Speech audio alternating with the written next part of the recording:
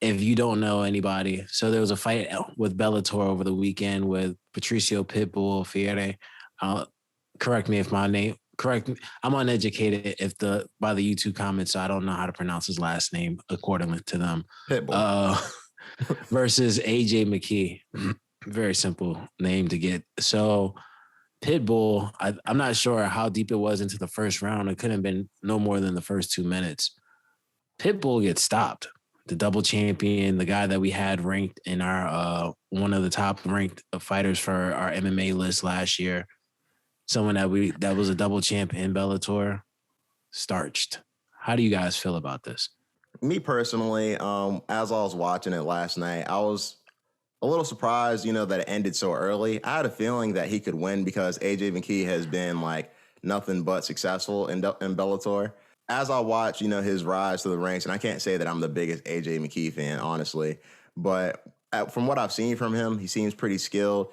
For featherweight, I think that's great. I think featherweight's actually an interesting division in and outside of the UFC to a certain degree because you have a few contenders in Bellator and you have, people over in the UFC doing their thing as well, Volkanovski, Brian Ortega, Max Holloway, this, that, and the third. Now, my thing is that I heard a few people, comparing this win to Conor McGregor's win at featherweight. I disagree with that, only for a few reasons, because I feel like this is more like Rose beating Zhang Weili a little earlier in the year. I think a lot of people thought that AJ McKee could win this fight, and he did win the fight. When Conor McGregor knocked out Jose Aldo in 14 seconds with one punch after all of the buildup, it just hit a little differently than that. Everybody knew that Rose Namajunas could win the fight against Zhang Weili. Nobody knew that she was going to knock the other chick out. I don't want to call her any type of crazy names, but I mean, like, it was a little surprising to see just how fast he was stopped. He got rocked and then punched a couple times. AJ McKee thought he won, and then he put him in the guillotine, and by the time the fight was over, you could tell that Pitbull just didn't know where he was. It's like he couldn't really say anything because he was dazed and clearly just not there by the time the fight was over. AJ McKee did his thing, and everybody should be praising him for the job he did, specifically Scott Coker, because Bellator needed a homegrown product like him, and they should be very proud of what he did last night. Yeah, I thoroughly agree with Nigel. Nigel pretty much gave a good quick breakdown of the fight. Last night when I was watching this fight, I just thought I was rooting for AJ McKee, and let me get that out the way. He was the guy that I hoped that did win the tournament, and he was the guy that I hope did walk away with the featherweight championship and $1 million. But I was like, man, as much as I want AJ McKee to win, it's hard to go against Patricio because the guy, the motherfucker is a tank. He's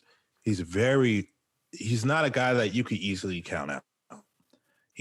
There's a reason why Bellator was hyping him up as the pound for pound #1 guy. He's beat Daniel Strias, Pat Curran, Emmanuel Sanchez. He beat some tough guy. He knocked out Michael Chandler, made Michael Chandler face plant into the canvas in the first round. He's easily top 5 featherweight in the world, no matter the promotion. If he went in the UFC, Patricio can compete. He could compete in that top 10. Probably could compete in the top 5 without a problem, So I think like Pitbull, he's a dog for real, no pun intended.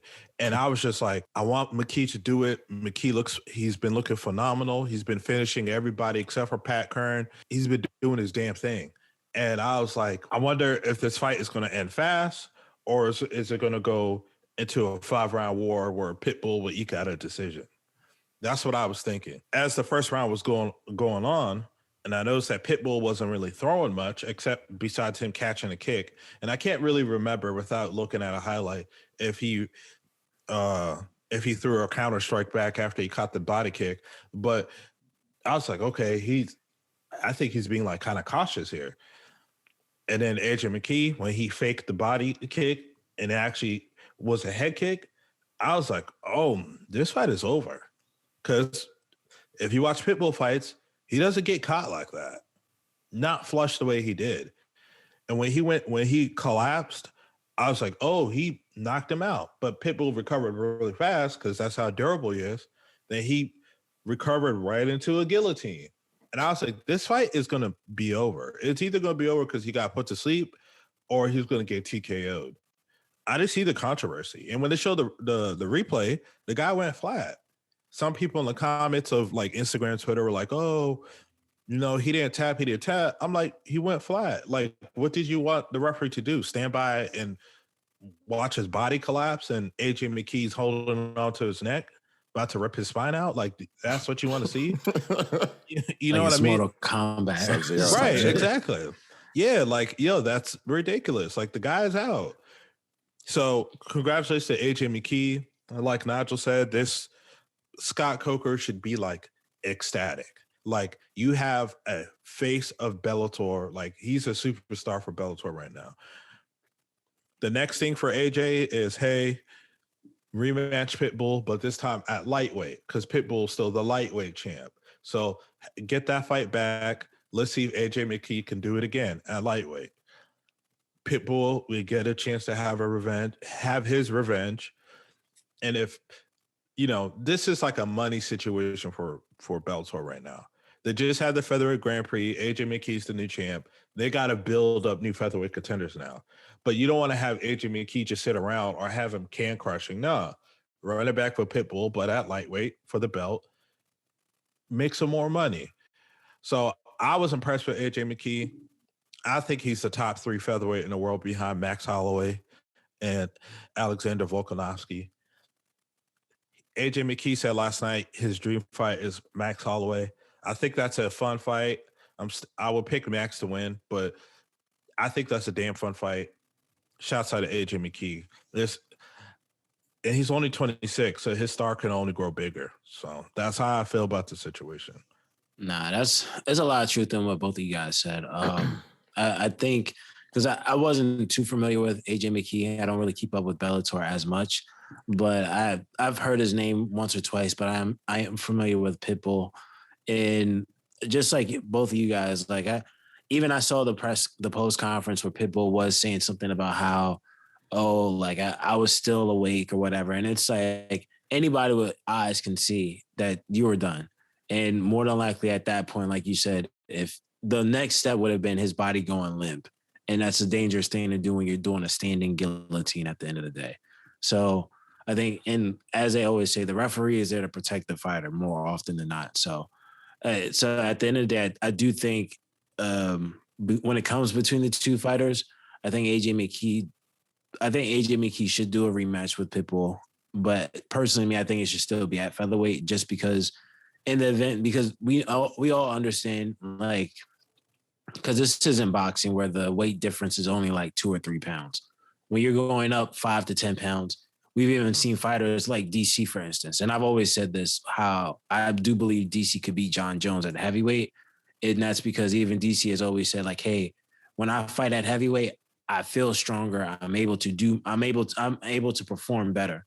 So in the event that, let's say, AJ McKee was to lose, then it's always it wasn't at featherweight. So just to dismiss that opportunity for an excuse or whatever, I think it's probably best to do it that way. And then you never know. It could be a thing of fighting at lightweight at some point, but I don't know. I think they're going to make sure. I think Coker's going to make sure he does whatever is necessary to help groom this guy. Because at the end of the day, when you come across a superstar, it's not easy. And when the superstar flatlines pretty much the guy, it brings noise. And then, I mean, we all understand for other reasons why I think he's probably like the best candidate to be a star. So yeah, it's. I think it's going to be interesting to see what they do next with him. Personally, I agree. Bellator. I know Scott Coker could have asked for a better situation. That's what I would just say. It's like, thank God. Yeah. All he has to do is get him off of Showtime. That's the next step.